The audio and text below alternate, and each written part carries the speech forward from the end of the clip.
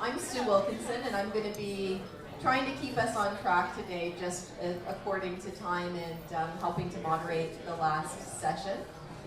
Welcome, everybody. It's great to see a good crowd of people here.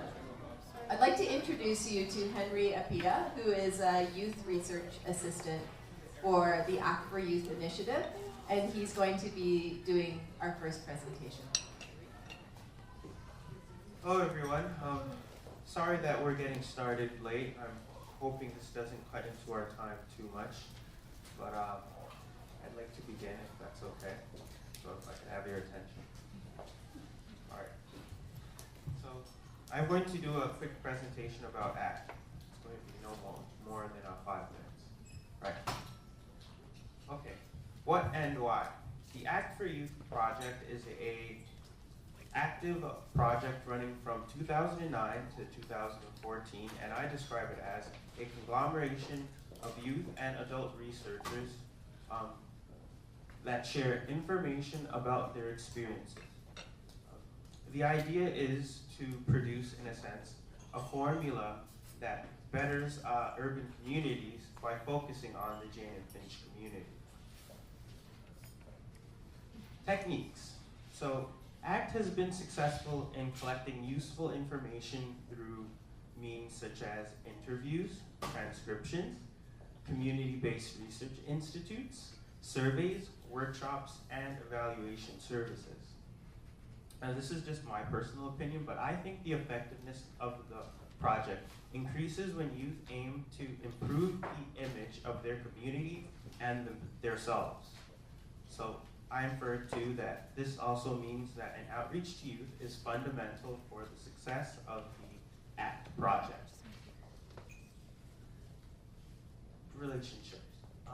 So I say the involved youth and the adults participate and alternate between teacher and student roles, which breaks down, I think, conventional dynamics in terms of class. Just to speak more about that, it's sort of like the youth and the teachers kind of take turns listening to each other and teaching each other things because everyone has something meaningful and valuable to say. So I think that's very important to the success of the project. Second point. So another important relationship that arises from ACT is that there are networking opportunities. And this is common because I think this ties a little bit to the first point with people being open to each other and their points. I think that leads to networking opportunities.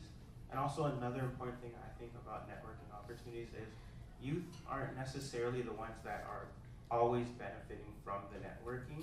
It could also be the case, I think, which it will probably happen when youth become very important and dignified people, that they can in turn become the networkers themselves, giving their experience to others as well. And some more of ACT's findings, I think, suggest an improvement in how the media represent information about the residents of the Jane and Finch community. So there are improvements being made, and I think if there are improvements being made between the media and the Jane and Finch residents, I think that also speaks to perhaps a possible improvement for other urban communities as well, and I think that's one of our priority goals. Transformations. So ACT for Youth is made up of meeting sessions, filed documents, online blogs, and most importantly, committed people. I describe it as being constantly updated and it's self-improving, which means I think it's always bettering itself, and I think that's important for a project to be successful. And last point is the information that was gathered is currently being used to nurture another project called Noise, which my lovely and also very knowledgeable friend Talisha is going to talk about really soon.